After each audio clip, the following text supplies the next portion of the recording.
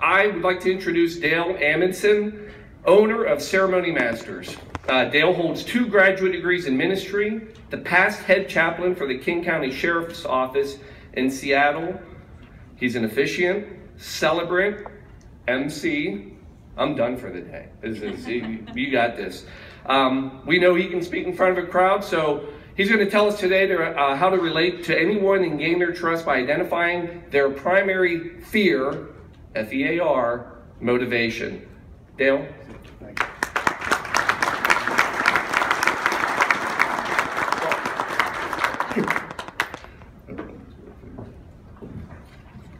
Boy, this is great to see so many people from all over. I assume you're here because you're not one of the 3 Powerball winners. Just an assumption, either that or you haven't checked your ticket yet. But good to see you, people from all over. That's really neat. Where are we from? You, sir, where are you from? Connecticut. Connecticut, great. And ma'am, you? Frederick, Maryland. I'm sorry? Frederick, Maryland. Oh, I heard you. I said I'm sorry.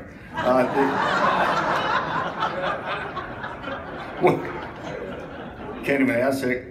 I won't ask that question again because you'll be afraid of it. But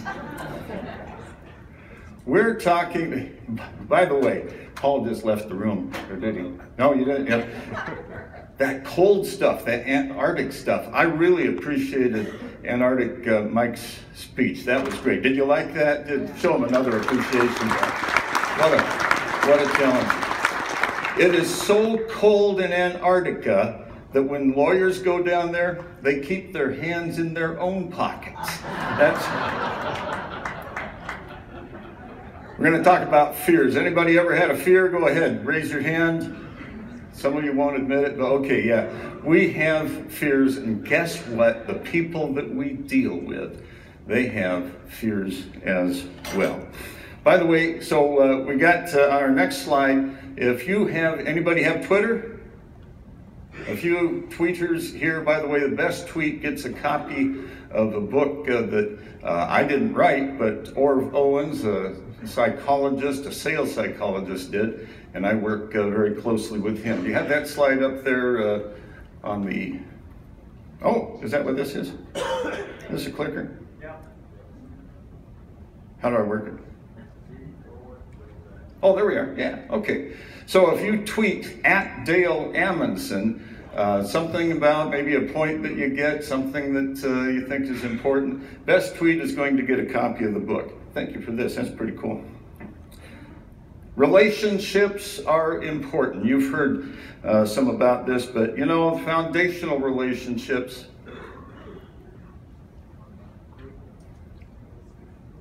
Am I hitting the right one? Oh, it's a big button. Great. Okay. You know, you have 5 minutes. 5 minutes when you meet somebody to to listen to them, find out where they're at, to ask some good questions. My favorite question is, lovely day, isn't it? What do you think? You think when you ask that question, what are people going to answer? They're probably going to talk about the weather. But know your client in those 5 minutes, learn their fears, gain their trust, because if you're not listening to them, well, what's the chances they're going to trust you? Foundational relationships, and we have success, your ability to establish long-lasting relationships. You have a good relationship maybe with the teacher, you trust them, they said something to you, you appreciated their example, you follow your heroes. Establish long-lasting relationships, you do that with employers, with friends, and you're selling yourself. You know that? As we sell ourselves, we gain their trust. And they need to like us. It's not just like, it's they need to respect us. You know, somebody I have some deference for is my doctor. I actually knew my doctor before he was a doctor back in college. He was just another dumb kid in a class. But boy, did I have deference for him after I went into his office when I was about, well, 40 years old or so. He said, open wide and say on. Nobody else can tell me that, but I did it. And then he said, turn your head and cough. Nobody else can do that, but I turn my head and I cough. And he asked me to do other things, and I won't describe those. The inward relationship, and we're talking here about your self-confidence. Are you confident in yourself? You know what? You have to believe in yourself before I'm going to believe in you. You got to believe in you, then I can believe in you. If you don't believe in you, I'm just going to ho-hum through the thing. Self-acceptance, that's where you know who you are. Some of us try to delude ourselves. Oh, you know I got this fault and that fault. I'm going to cover those up. Self-acceptance says you know who you are and you accept yourself for that. Yeah, I got these strengths. I have these weaknesses. You know who you are. Your self-image, that's a mental image, a mental picture of your ability to perform. And a lot of people, we know this in sales, don't we? A lot of people say, I can't do it. This is too big an obstacle, too tough a situation. We can't accept ourselves, but we have a self-image that says, I can't quite do it. Babies, by the way, babies. Do you know that infants, 50% of our personality, our self-image is formed by the time we're 2 years old? What happens? You're in a high chair. And people say, oh, look at you. You are the cutest little girl. You are the cutest little boy I've ever seen. And we believe everything, but until we're 2 years old, we believe everything we hear. Did you know that? Everything you hear. Somebody said, I'm the cutest boy, the cutest girl I've ever seen. I believe I'm the cutest boy or the cutest girl. Oh, aren't you adorable? Well, yeah, as a matter of fact, I'm adorable. If anybody tries to tell me different, nope, I'm adorable. My mom, my dad, they told me I am. And then we have that situation, right? Oh, bad girl, you pooped yourself. I have to change your diapers. Oh, boy, why'd you do that? Why'd you do that now? Hey, I'm cute, I'm adorable, and I poop myself. And then you're sitting in the high chair and you have cereal. What's the favorite cereal to put in front of kids? Cheerios. They are wonderful things to play with. And you add them to a bowl. You put some milk on those Cheerios, and there is something that happens. Because babies like to hear noises, right? And you pound on that table and it makes some noise, and you pound a little more, and maybe you miss the table, you hit the bowl. Oh, bad boy. You spilled the Cheerios. Look at the mess you made. And the next time you do that, oh, you made another mess. That's just terrible. That's awful. Oh, bad boy, bad boy. And now all of a sudden you, as a baby who believes everything that you're told until age 2, says, cute and adorable, but I guess I'm a bad boy. I wet my diapers, I poop my diapers, and I spilled the milk again and again and again. And you know you're going to do that some more. You're going to do it again. Self-esteem is to realize you have uniqueness. And you have certain abilities. And you have certain potential. Can you conquer a marathon? Can you conquer Antarctica? Can you conquer your next sale? Or reading somebody appropriately so that you can do that correctly. Well, self-esteem realizes your uniqueness and your potential, and you value you. And some of us have a fear. Wow. What if somebody knew the whole story about me? What if they knew my fears? What if they knew of my inabilities? Self-esteem says you value you. And that's an okay thing. That is a good thing. It's not one of those egotistical, you do the lousiest job in the world on the football team, whatever team it might be, whatever. And you say, hey, I've got a lot of ego, I can do no wrong. That's not. Self-esteem realizes what you have. And it says, I am still valuable. The inward relationship, how you relate to yourself. There's some other relationships, the upward relationship. There we go. Relationship to those in authority. government, maybe your doctor, the people you defer to. Wouldn't it be nice if the clients that you have could defer to you the way I defer to my doctor? Okay, a little different scenario, but wouldn't it be nice if you could tell somebody, okay, say ah, turn your head and cough. No, we want people to think of us as experts, as the doctor of sales. We want them to refer to us. They want to be in the presence of an expert, and you can be that.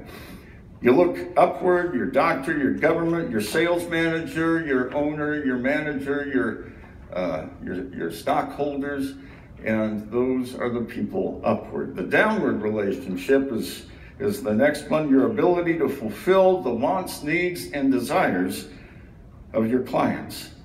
Pardon me, those people that are in your care, clients, maybe people that you supervise. And then there's the outward relationship.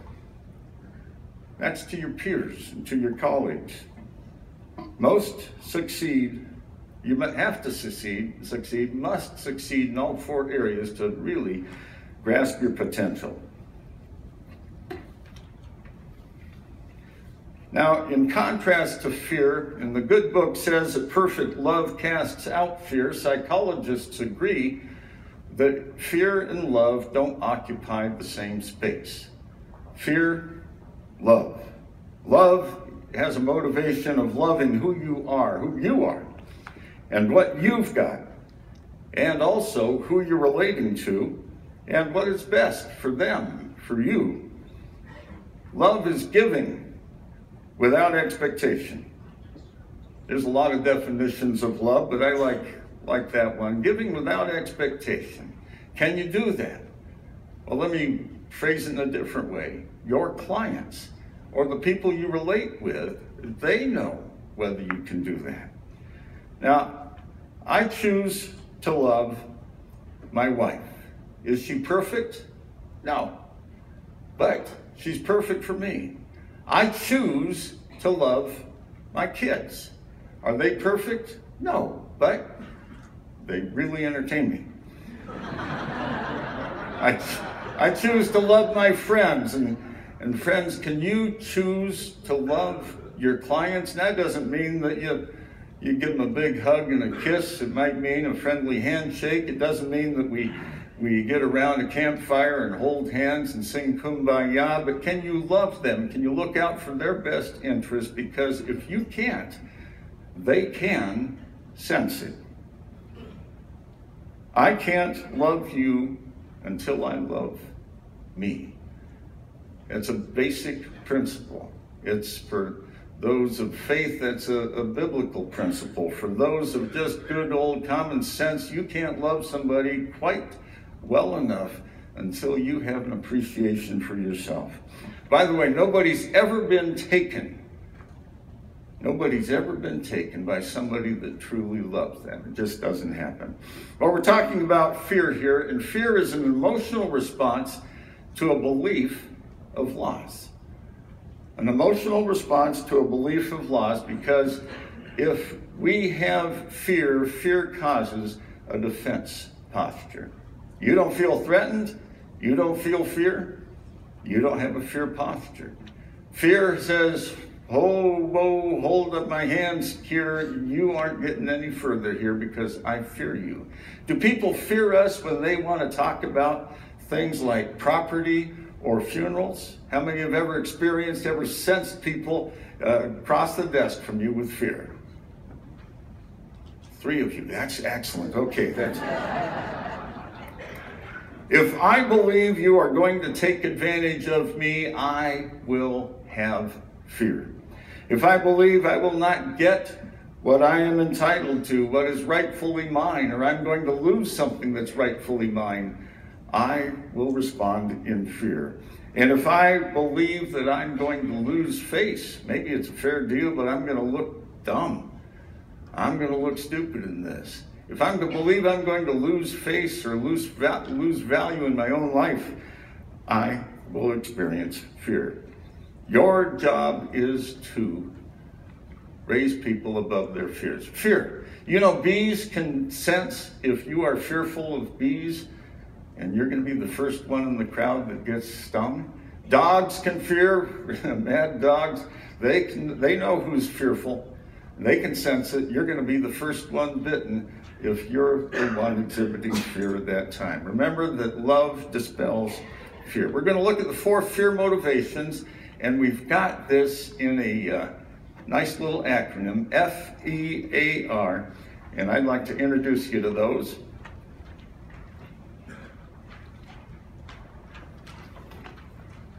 By the way, as we prepare for that, we identify with our mistakes that we want. You get the wants, the needs, and the desires of our customer. Your customer actually wants a sales relationship. As popular as Amazon.com is, as popular as whatever you can do online, people still want a sales relationship, and they want to trust a real expert. Why not you? If you have the right view of yourself, of upward authority, of the downward relationship, and relationship with your peers, you're going to do just fine. Conquer fear. Now, the 4 fear motivations are the fatalist, the exasperator, the appraiser, and the relator. The fatalist, now say it along with me because I want this acronym to be something that you can take with you into the office on Monday and maybe even use today before the conference is done. F, fatalist. Say it with me. Fatalist. The next is exasperator. Third is appraiser, and the relator. It's about giving them what they need. You want to relate with them, give them what they need. Fear, oops. The fatalist, So, I'd like to introduce you to a fatalist. you want to go to Princeton? Well, actually, I want to go to SeaWorld, but is Princeton along the way? You're funny. We frown on that at Princeton. Okay, look, actually, I gotta be honest with you. I just came because my uncle made me. I really don't want to go to Princeton. Everybody wants to go to Princeton. Well, not me, amigo. And you're in luck, Mr. Smith. Your scores are mediocre. Your grades would make an impressive batting average. And your extracurricular activities are non-existent, unless one counts detention, in which case you lead the league. Well, my jacket is a fashion miracle, though, isn't it?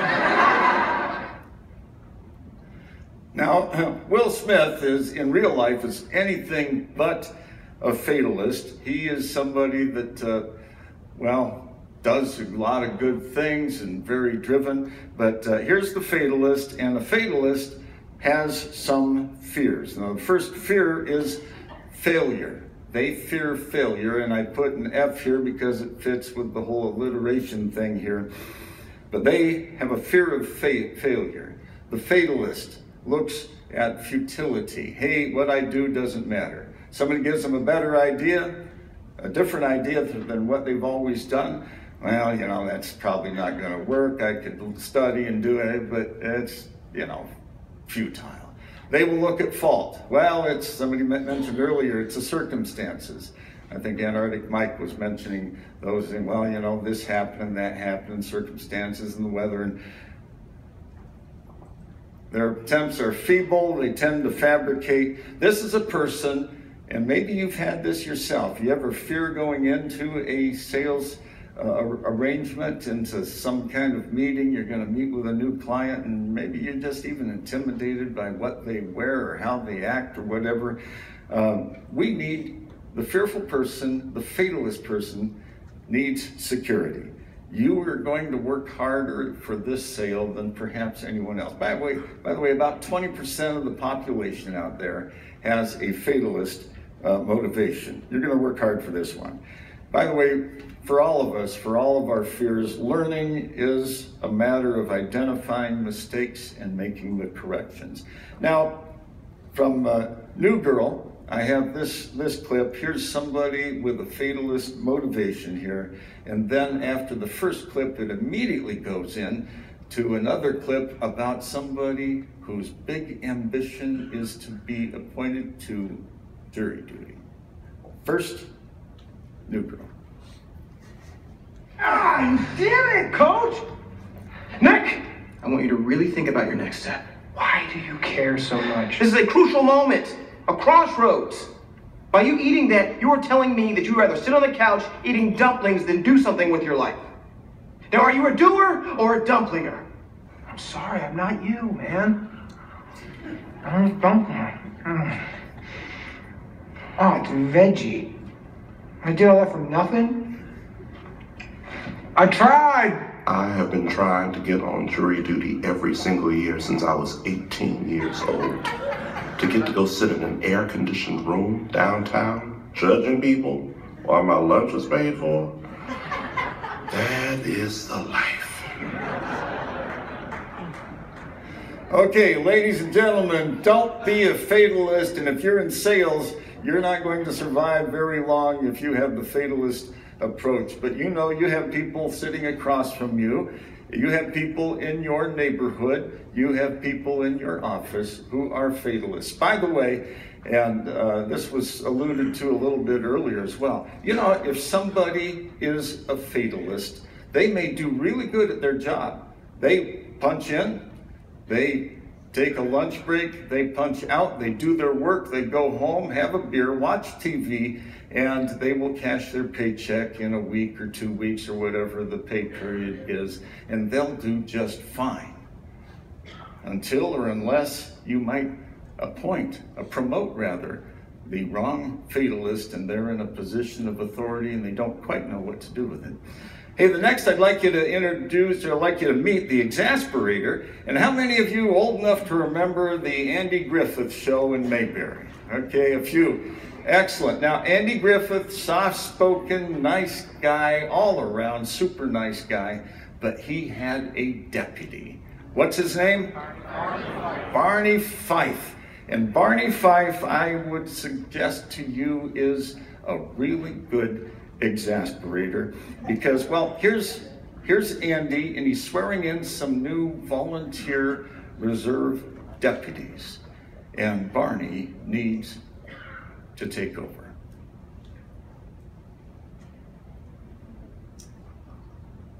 Sheriff, I have something to say.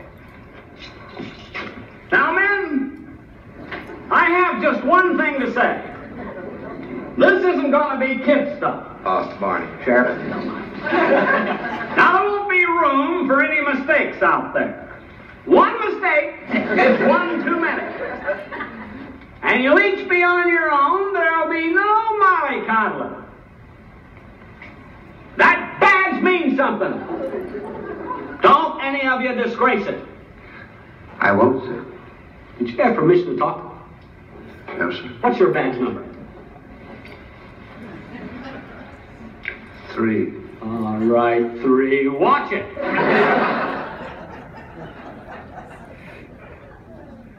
Excellent. So there's your exasperator, Barney Fife. And we're going to learn a little bit about the exasperator. He has the fear, this person, the exasperator, has fear of losing position, and they will tend to be argumentative. Ever have anybody, you're in a sales presentation, and their fear, they hold up their hands and they try to argue with you. Maybe loudly, maybe it's just pointing out contrary this, contrary that. You ever have that? Have a few times? Oh yeah, a lot of us. This person works on a principle of enmity. It is me against you, or you and me against the world, usually me against you and the world. They are looking for something that they can disagree with. They might on another day in another situation actually agree with you, but for the situation of them being with you, they select enmity. There's a situation of you and me are not on the same page. This person seeks to enslave. They tend to be energetic. In fact, they very actively tend to work with their hands. They like to see things happen. They like to see results, and can be very energetic and do their job just super good. And they try to enforce. By the way, I used to work with law enforcement a lot, and a lot of law enforcement have this personality. They show up, and by dictates of their job. They need to take control of a scene, take control of a situation. But this person likes to enforce. They may or may not follow the rules, but they're going to make darn sure that you do. And they love to enforce that, and sometimes they enrage and they pick a fight. And if you really push the wrong buttons with the exasperator, they may pop you in the nose. They love to work with their hands. They're proud of what they do. By the way, do a handshake. Everybody does a handshake. And what I'd like to do is if you would just pair up with somebody near you and shake their hand, a nice, firm, polite handshake. But one of you, turn your hand over like this. You want a quick introduction to who's an exasperator? The person that does that. What does that communicate? Of the two of us, one of us is going to win, and it ain't you. Right? You ever get those patents? Some people, they just want to show how strong they are, and they put your hand in a vice grip. Or they turn their hand over on you. That's an exasperator for you. They quickly want to take control of the situation, and they don't want the conversation, as long as they're in a fearful posture, they don't want the situation to go your direction. They have to be shown that they are going to control it. They may even put you down. I got a friend who, I won't use both words of this, but he would see me across a room and he'd say, "Hey, dumb." You've been called that before. Well, I don't know if you have or not, but I get it regularly. So that's the exasperator. They want to make sure they're the one in control, and they're going to make sure you know you don't have that control. If you see that, you've got an exasperator. We'll tell you how to deal with that a little later. Now, the appraisers, the next one that I'd like you to meet. The appraiser, these people work great as engineers, as math whizzes. These are the people that work good working with numbers, and CPAs, people of that sort tend to be an appraiser type of personality. Maybe you're familiar with the show The Big Bang Theory. In there's a character named Sheldon Cooper.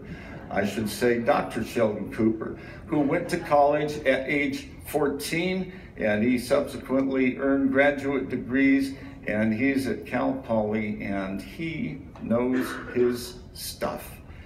And if you would, he is at the driver's license desk, well above age 16, but he's applying for his first license. Wait, excuse me, but I have some concerns about these questions. Look at that sign up there. Yes? Does it say I give a damn? No. That's because I don't. Just look. See, this first question makes no sense. Look, how many car lengths should you leave in front of you when driving? There's no possible way to answer that. A car length is not a standardized unit of measure. Look at the sign. Sheldon, it's C. Just put down C. I don't need your help, Penny. Listen to that little girl, honey. Put C. Next. No, wait. No, hang on. Look at this next question. Sheldon, why are you arguing with the DMV? How else are they going to learn? Question 2. When are roadways most slippery? Now, okay, there are 3 answers, none of which are correct. The correct answer is when covered by a film of liquid sufficient to reduce the coefficient of static friction between the tire and the road to essentially 0, but not so deep as to introduce a new source of friction.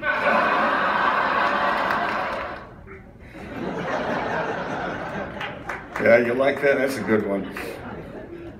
So a little about the appraiser. Now, in keeping with the A letter here, ambiguity, that's not what they are. They are not ambiguous, but they fear ambiguity. So you're making a sales presentation, and maybe you try to soften the numbers a little bit, and you say, well, this is about, or almost, or in the neighborhood of, and you put some nice round number in there, and they don't like that. Ambiguity, no. They want absolutes. Numbers are absolute. The exact numbers are absolute, and you might not even round off the cents. 56 cents, don't round it up to the nearest dollar. No, tell them the whole dollars and cents of it. They want to be accurate. And this is the person that when you approach them with that question I gave you earlier, lovely day, isn't it?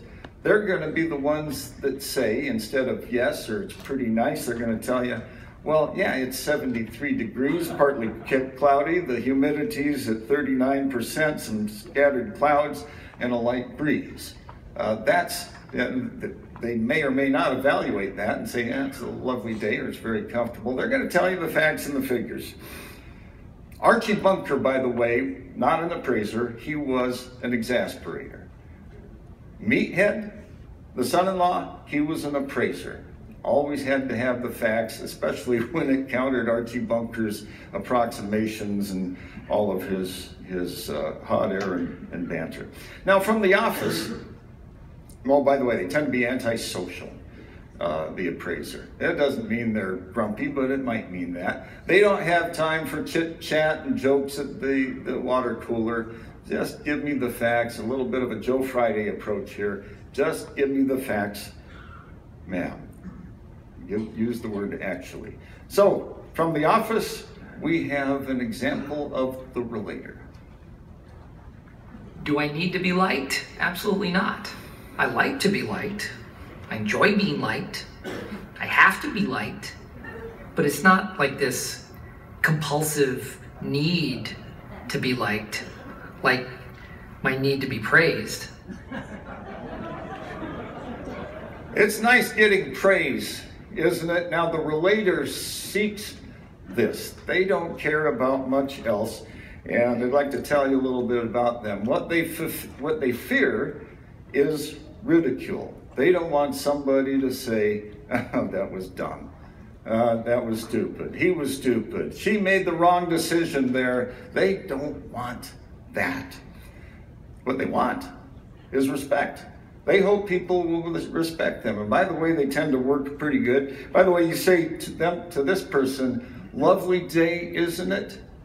And they'll say, oh, yes, it's a gorgeous day. It's really, really nice. I can identify a relator right away if they use the word really, really lots. Yeah, really. Oh, it's good to meet you, most of us would say. The relator's going to say, it's really, really, really good to meet you. I can't tell you how good it is to meet you. This is really, and this person, they just gush it on. They want to relate. They want to be your best friend, is what they're hoping out of this. They want to receive praise. They are going to act, for the most part, responsibly. By the way, you will not find this person at the head of what you're doing, at your work or wherever it is, maybe at your club or social group. They won't be the top dog, but they'll be the vice president. They will be somebody in charge of this committee or something else that reports, because they don't want people to criticize them. They just want to accomplish things and do things. They want some responsibility, but not total responsibility. I want to bring this together in a way that'll be very applicable to you, to each of us. We want to look at the wants, the needs, and the desires of the people that we're working with, our clients, our customers, our prospects. Remember, it's good to have prospects, but until we know how to read them and treat them right, they're not prospects, they're really just suspects fitting into our system. Wants, needs, and desires. The fatalist,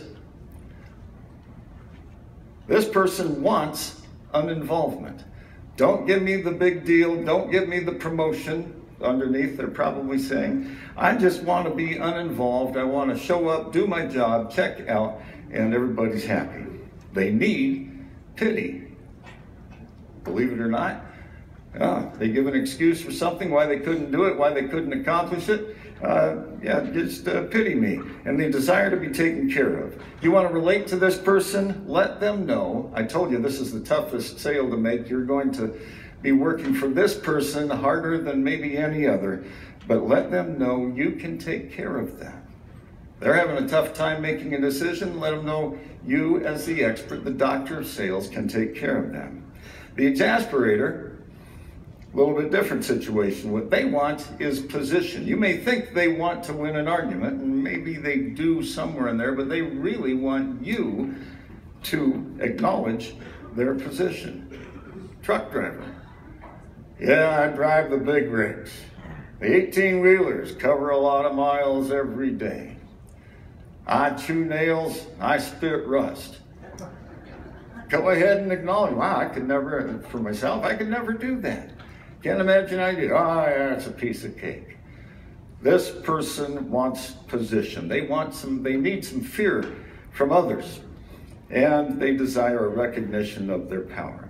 We move on to the appraiser, and this person wants details.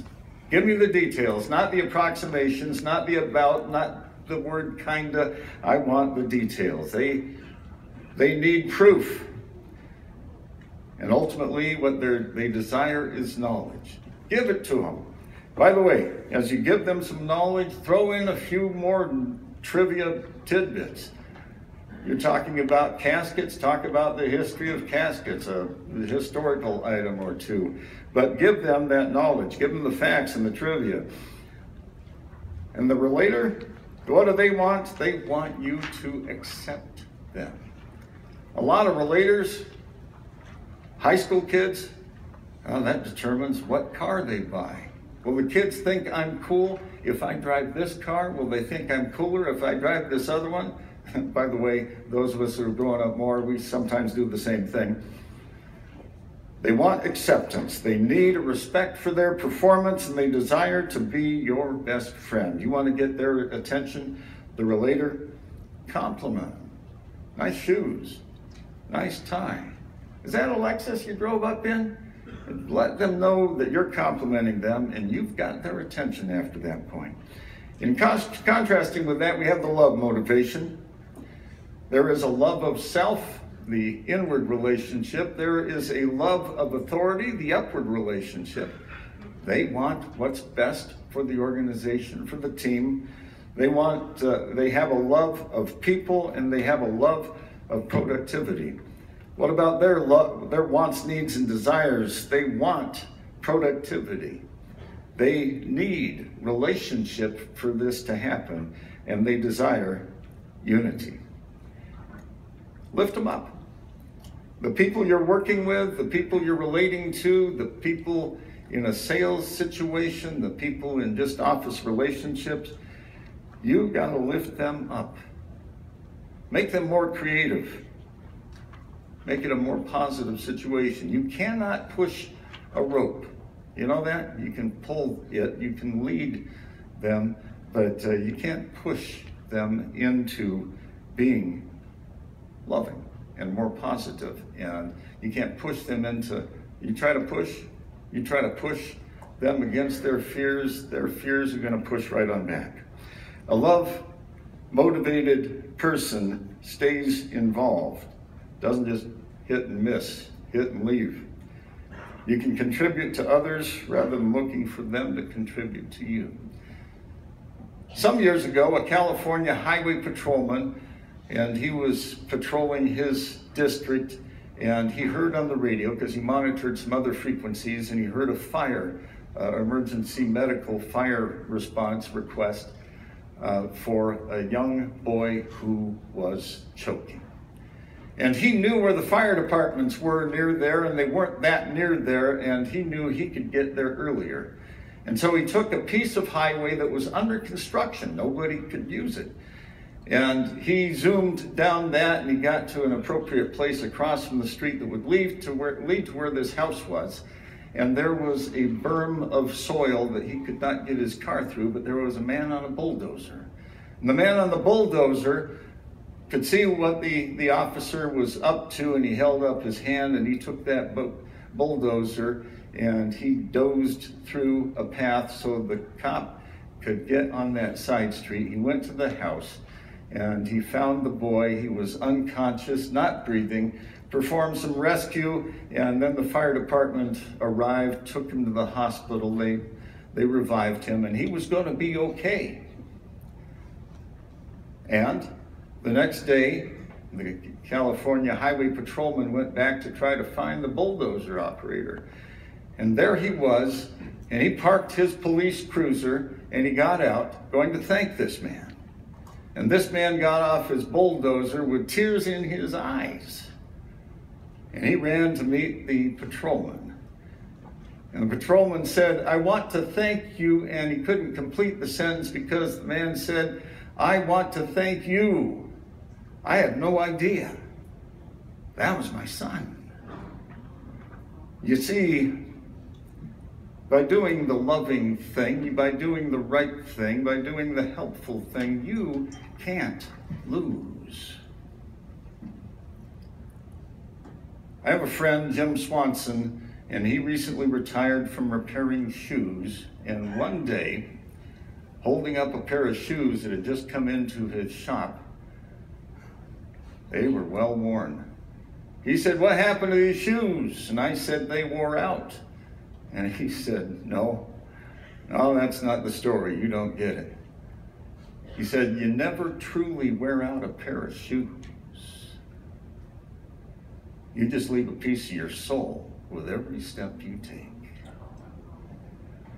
Friends, you have a great responsibility and opportunity before you. Work with people. Some of them are really struck with grief, some of them in a more calm state, and they're pre-planning, whatever it is, but you've got important work to do, don't you? And you know, with every step you take, you're leaving a piece of your soul. May it be a piece that they will treasure. I can trust this woman. I can trust this man. Even a subject that I don't really care to talk about generally and not with too many people. But I can trust this person. Leave a piece of your soul and may it be gold.